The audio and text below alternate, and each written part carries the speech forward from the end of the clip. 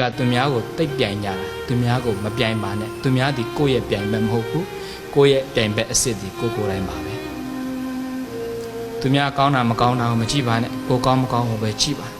သူများကိုကိုယ်နဲ့လိုက်ပြီးတော့မညှိပါနဲ့ကိုသားလေးညီအောင်ညှိပါပြိုင်ဖို့ဆိုရင်မနေ့ကငါနဲ့ဒီနေ့ငါမတူအောင်ပြိုင်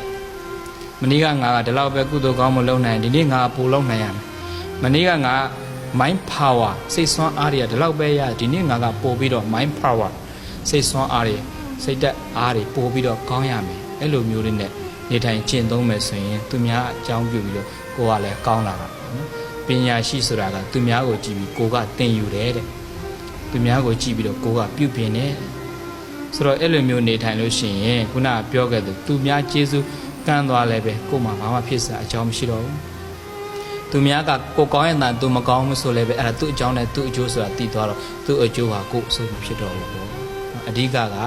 ကိုပြိုင်ဘက်ဒီသူများမဟုတ်ပါကိုပြိုင်ဘက်ဒီကိုပဲဖြစ်တဲ့အတွက်ကိုကိုဆင်းခြင်းကိုဘာသာကိုဆုံးမနှလုံးလှတဲ့အဆုံးမများနဲ့အသုံးကြတဲ့သူများဖြစ်အောင်ကိုသာလင်ပြိုင်ဘက်ကောင်းအဖြစ်ရှင်ပြိုင်ဆိုင်ပြီးလျင်မိမိအကျိုးအများအကျိုးကိုတည်ဖို့ထမ်းရွက်နိုင်ကြတော့သူတော်ကောင်းများဖြစ်ကြပါစေကုန်တော့တည်း